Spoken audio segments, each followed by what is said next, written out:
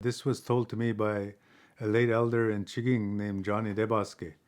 And Johnny Debassige, his father and his father was named Oga, and that in Ojibwe means the pickerel.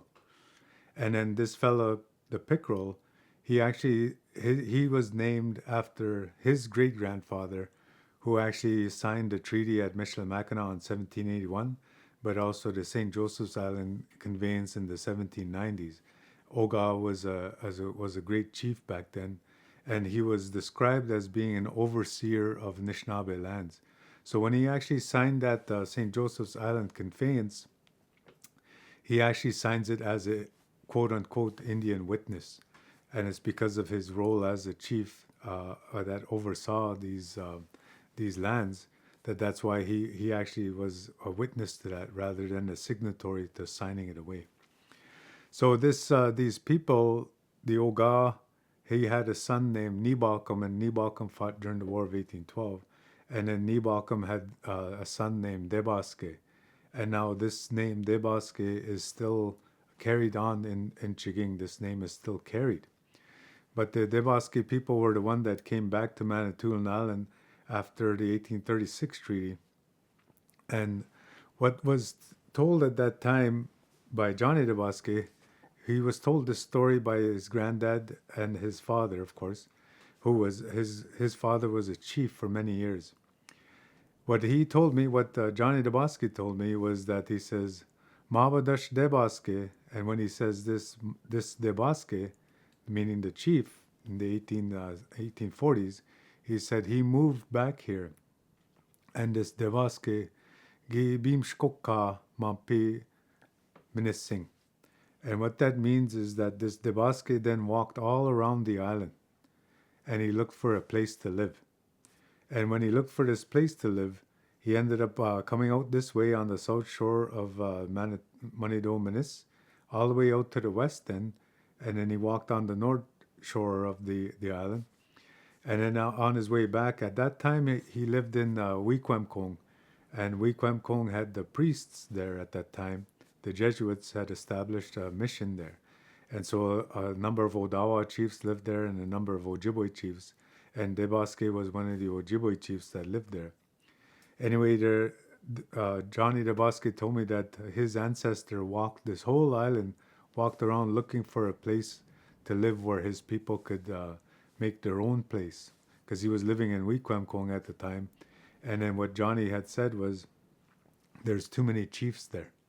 And he says, and then when I started doing archival research, and I found in 1847 that the Indian agent at the time, George Ironside, had said that a chief named Debaske here at Weequamcong, against my orders, left and went to look for a place to live on the island, and he has found a place at Michigiwadinong, a place called Michigiwadinong, and that's the name of what now non-native people call cup and saucer, but the Anishinaabe way of calling it that is Michigiwadinong.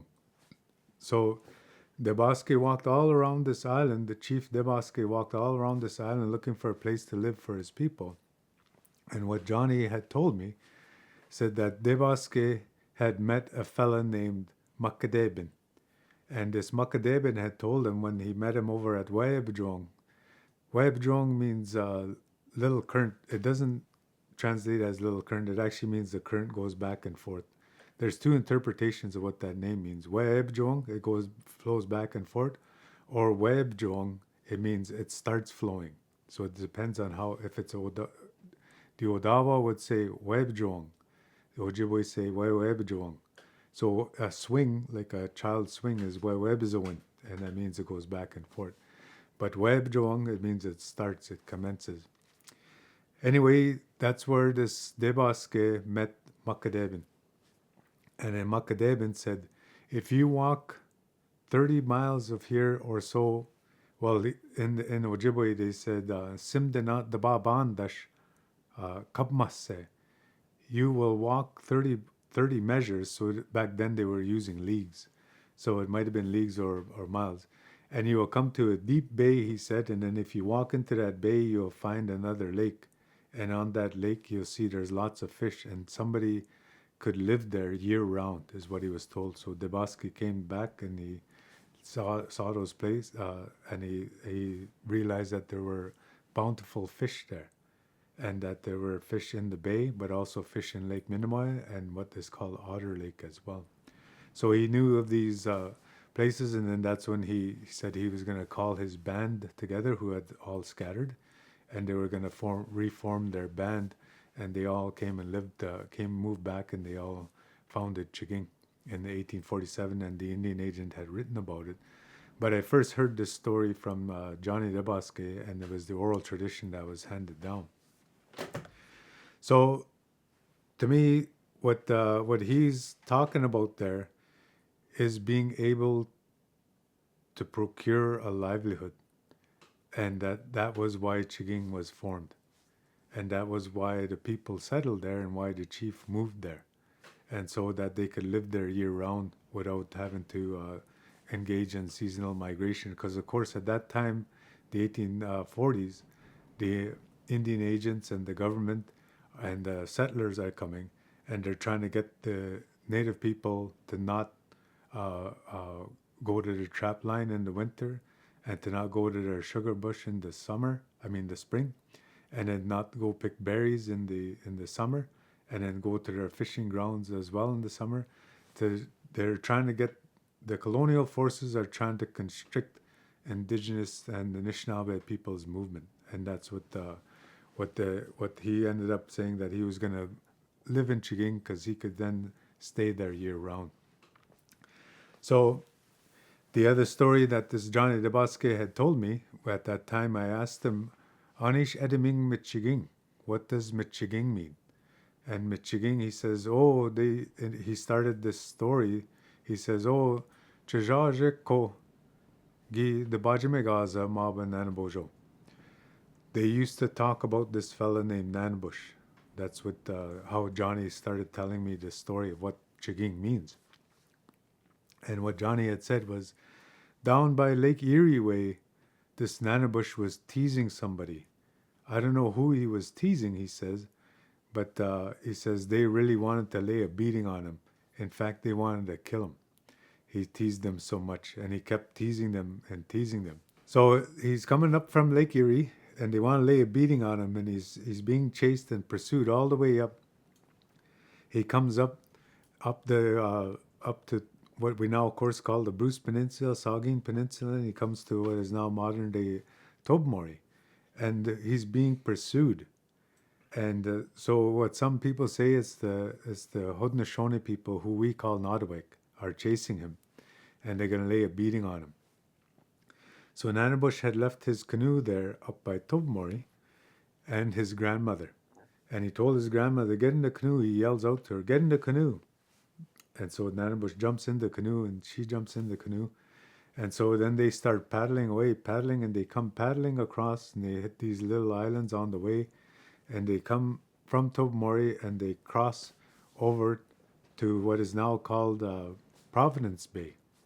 But that's again, this is what the old man said, Johnny Debassige said, Apane Jaganash Gweknakadan. The Jaganash, meaning the white man, or the non-native, always changes the name. That's what he said. Pane Gweknakadang. Pane Gweknakadang wa Jaganash. He always changes that non-native person. So now we call that place Providence Bay Cha'ajwing, but that's based on when Providence Bay was a thriving community. It's reviving now, but it just means the one on the opposite end, meaning of Little Kern, that there's another one. And then, but that bay is actually called, that river, of course, is still called Mindamoya, and that's a anglicized version of Mindimwe, meaning old lady. So Nanabush and his grandmother, they land at Providence Bay, what is now called Providence Bay, and they go up that river, but they beach their canoe. And when they're coming up there, the Haudenosaunee in the meantime, they quickly made an elm bark canoe. But those elm bark canoes aren't as fast or light as a weekwas Gmon, as a birch bark canoe. And then that birch bark canoe comes up. Nanabush and his grandmother get off, and they start running. And of course, his grandmother is slow, and she's kind of in the way. So he says, "Quick, get on my back." So he puts his grandma on his back, and they start running. And they're running and running. Meanwhile, Nanabush, as he's running, all these thorns and brambles are scratching his legs up. And his legs are all getting cut up, and he's bleeding. And that's what he says, "Gib me gishkagadeshin. Gib me gishkagadeshkash." Oh, Nanabojo. As he's running along, his legs are getting cut up. And he gets around Lake Minnemoya. He keeps going. He thinks he's going to lose them because those Haudenosaunee, the Nottowek, are coming. He thinks he's going to lose them through the bush. Anyway, his legs, after you're carrying a load for a while, your knees get weak, and that's what he says, his knees start getting weak, and they start knocking. And he knows he isn't going to be able to get further along if he has his grandmother. So what he does is he grabs his grandmother by the scruff of the neck here, and by the small of her back, the clothes there. And he swings her around and around, and he throws her up in the air, and she lands right in the middle of the lake there. Now Zalgiganing. And then the Jognosh again, like I said, Pane Gi Weknakadan. The Jognosh always changes the name. They call that Treasure Island, but that's Mindimwe Minis, Old Lady Island. And that's what Johnny Debassige said. Mi wa Nanabojo Okamis son. That is Nanabush's grandmother that he threw there. So he kept on his way, and as he started running, and this is the words that really struck me, is that Johnny then said, "Nanabo maba Nanabojo gib me jibap to mampim chiging." Nanabush ran right through Chiging, and as he was going through Chiging, he ran towards Orenikeing Cup and Saucer. He ran over towards what is now called the Cup and Saucer. And that's when these people were just again about to catch him. And then that's when he decided he was going to turn around and make a stand. He was going to fight them. And then that's when he says he turned around, he grabbed a spear pole and the spearheads. And that's what that name means in Ojibway. Michigiw is the spearhead. And this is an old spearhead that was made of some of them are the tine of an antler, and some are the bone, like the shin bone of an ungulate. And then they put barbs in them. And the number of barbs that are on that Michigiw, so it goes up like this, and then there's barbs on one side, and they put a hole here, and in that hole they have a toggle. This is the Michigiw, this part, and then the spear handle is the one that you affix to it. But when you're going after trout, it has 3 barbs, and they call that Nemegus Michigiw, trout Michigiw. Then if it has 2, they call that a Mick Michigiw, and that means beaver spearhead. And then if it has 1, they call it Neme Michigiw, and that's for a sturgeon.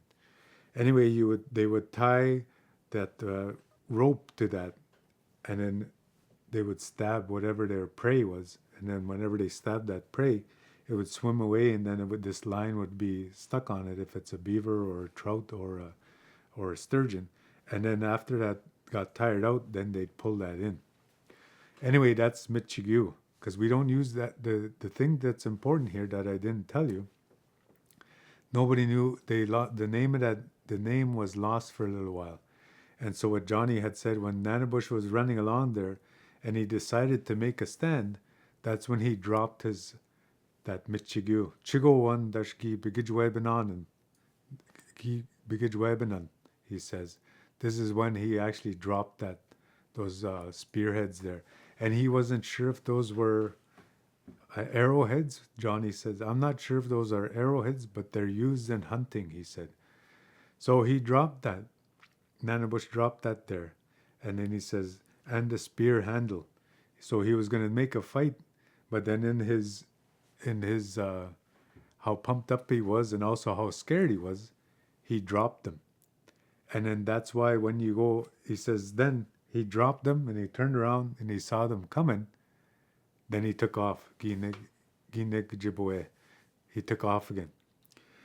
But that's what the story is that when you go to Cup and Saucer and you drive over the hill coming to Honora, from the north, and you're driving south on Highway 6, and you get on top of that hill at Honora, you'll see the Cup and Saucer, and you'll see it's like a platform. One's higher than the other. And if you ever climb up there, then you go out on Lookout 1, and that's a barb. Lookout 2, and that's a barb. Lookout 3, that's a barb. And that's what that is. If you were able to look at that as a large, think of that as a large spearhead and a large spear handle, and that you'll see that they're not lined up because he dropped them and then he took off. So that's what we call that. Why it's called Michigiwadinong. Michigiw means the spearhead, and then adin in Ojibway our words are like Latin. You put parts together. So when you put that Michigiwadin, it means the hill or the promontory in the shape of the Michigiw, of the arrowhead. And then when you add that ong at the end, that just makes it the locative, meaning that's the location of it. So that's what that means, the bluff in the shape of the spearhead. So why I'm telling you this story is because our story has been erased here. And like I've been saying, this Gweknakadang, they changed the name. And now what I like about this story, what Johnny Debassige told me, is that from our oral tradition, this got passed down. And it started to almost get lost because what Johnny didn't know, he wasn't sure if those were arrowheads or spearheads, but he just knew they were with hunting and that they had to be put together. But that Nanabush dropped them. And then, but I did further research and I found in old dictionaries that word Michigiw. And then I knew how Ojibway works, that you put these morphemes, word parts that carry meaning, and you put them together, then you're able to get a more exact description of what that is. So anyway, another part of that story, you asked about the flora and fauna. What had happened to him, like I said, his legs were getting all cut up and all bloody. And so as he was running, he noticed that his blood rubbed off on these little bushes. And that's, he says, oh, Musquaw Bimajins, and some say Musquaw Bimanagons, I will call you Red Willow. And Mashkiki Kadaw, you will be medicine for my aunties, he said. You will be medicine for my aunties and for my grandchildren. So that's what, in that story, the blood from Nanabush's legs is on these brush, and then he ends up making red willow of that. And this is a medicine for Anishinaabe people. And some say it's it's got many uses, of course. One of them is it actually used to be in what we call kanikkanik. And kanikkanik was a smoking mixture. You'd put tobacco in there and this red willow bark, as well as the lichen off of a rock. So you mix those all up, and then you'd have your smoking mixture. So it's part of our medicines, but there are other medicines that are used for it has other medicinal applications as well. So this that's part of why this place is special. Red willow grows everywhere, of course, but to us the story is that Nanabush created that here, and that then and when he created it, he gave it to us, and then it proliferated, and our knowledge base grew of it, and then also it assisted us in our survival here. So for us Anishinaabe people, I was told again by a late elder named Michigiwadinong, and this Michigiwadinong helped me as well in different matters. But he said that when he was a young man, growing up in Wikwamkong, that he was told by his elders that, and he was a known medicine man, this fellow. he was told as well that all any illness that we have, any ailment that we have, the cure is here on the island. That's what he said he was told as a child. So that's why this place is special for us. Is one, our greatest teacher, Nanabush, was here. And we say Nanabojo gi ba nameto. And what that means is Nanabush left his mark, he left signs here of his that he passed by. And of course that he left that sign there with making that river, Old Woman River, Mindemoya River, Ndimwe Zibe. And then of course what now the Jaganash calls Treasure Island, but what we call Ndimwe Minis, Nanabojo Okamisan, Nanabush's grandmother. And then of course what they changed to call Cup and Saucer, we call Michigiwadinong, the bluff in the shape of the spearhead. The other thing that I point out to with that is this name, Michigiwadinong, that when I looked in that dictionary written in 1870s, it says Michigiu, un dart, and it's written in French, un dart, a spear. And then the footnote there said the Anishinaabe are no longer really use this word because they all use metal spears. So this is in 1870. The word was already falling into disuse and was becoming obsolete and archaic. But it's through the stories that we tell each other that we actually keep that alive. And that's what it's ancient.